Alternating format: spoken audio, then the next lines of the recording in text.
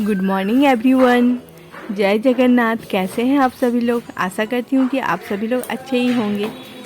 और मैं ये सुबह सुबह निकली थी अपनी बेटी का रिपोर्ट कलेक्ट करने के लिए, क्योंकि मेरी बेटी का तबीयत बहुत ख़राब हो चुका था और डॉक्टर ने ना कहा था कि कुछ ब्लड टेस्ट करवाने के लिए। बस वही टेस्ट करवाए थे, उसका रिपोर्ट आया था और मैं गई थी कलेक्ट करने। ये अंकल ढूंढ के मुझे मेरी बेटी का रिपोर्ट दिए और मेरे हस्बैंड निकल पड़े घर के लिए, क्योंकि डॉक्टर जो है ना वो दोपहर को देखने वाले थे। और रास्ते में ही मैंने कुछ नाश्ता वगैरह ख़रीद लिया था, क्योंकि सुबह सुबह मैंने नाश्ता कुछ बनाया नहीं था और हस्बैंड का ऑफिस जाने का टाइम भी हो रहा था।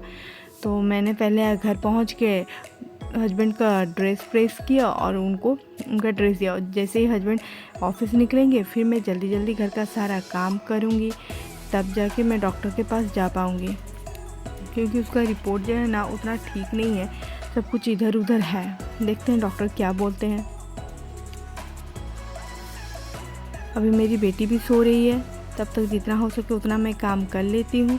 अगर एक बार वो उठ जाएगी ना फिर मम्मा मम्मा मम्मा हर वक्त करते करते पीछे पीछे चलती रहती है।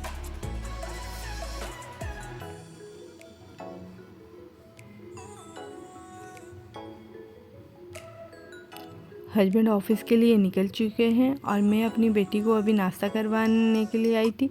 और मैं देख रही थी कि यहाँ पे दोनों अपने ही कुछ अलग खेल में व्यस्त हैं। दोनों खाना बना रहे थे, कुछ कुछ कर रहे थे और मैं अपनी बेटी को नाश्ता वगैरह करवा के और फिर बाकी घर के काम में लग गए।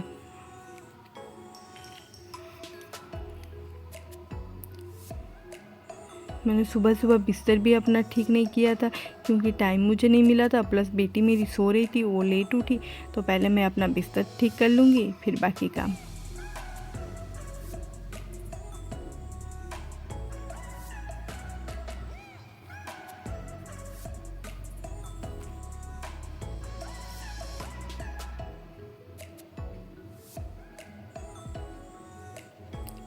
एक बार अगर बिस्तर ठीक हो जाए ना तो ऐसा लगता है कि ना आधा काम ही ख़त्म हो गया। नहाना और बिस्तर ठीक करना, ये दोनों काम हो जाए तो लगता है दिन का आधा ही काम ख़त्म हो चुका है। और फिर मैं गई अपने बालकनी की तरफ, क्योंकि मेरे पेड़ पौधे में पानी डालना था। अभी गर्मी के टाइम है ना, अगर 2 टाइम पानी नहीं डालो तो पेड़ पौधे सूखने लगते हैं। ये जो नेट देख रहे हैं ना, ये मैंने कबूतरों के लिए लगाया है। पता नहीं क्यों मेरे बालकनी में इतने कबूतर आ जाते हैं, इतने कि सारे पेड़ पौधे को सबको उन लोग खाने लगते हैं। जिस टाइम फ्लावरिंग होता है, मैं शाम को देखती हूँ ना कि छोटे छोटे फ्लावर आ चुके हैं और सुबह उठ के देखती हूँ कि कबूतर ने उन्हें खा लिया था। और मुझे डॉक्टर के पास से फ़ोन आया कि डॉक्टर अभी देखेंगे 11:30 को और फिर 1:30 को वो नहीं रहेंगे। तो मैं फिर दौड़ते दौड़ते डॉक्टर के पास आई और फिर मैं डॉक्टर को दिखा के घर लौटी। घर जब मैं लौटी तो 2-2:30 बज चुका था, क्योंकि डॉक्टर के साथ बहुत सारे डिस्कशन करना पड़ा मुझे। मैं घर आके तुरंत खाना बैठाई, एक तरफ चावल एक तरफ दाल, क्योंकि जल्दी जल्दी खाना बनाना था। 2:30 बज चुका था। बेटी को खाना खिला के फिर मेडिसिन भी देना था।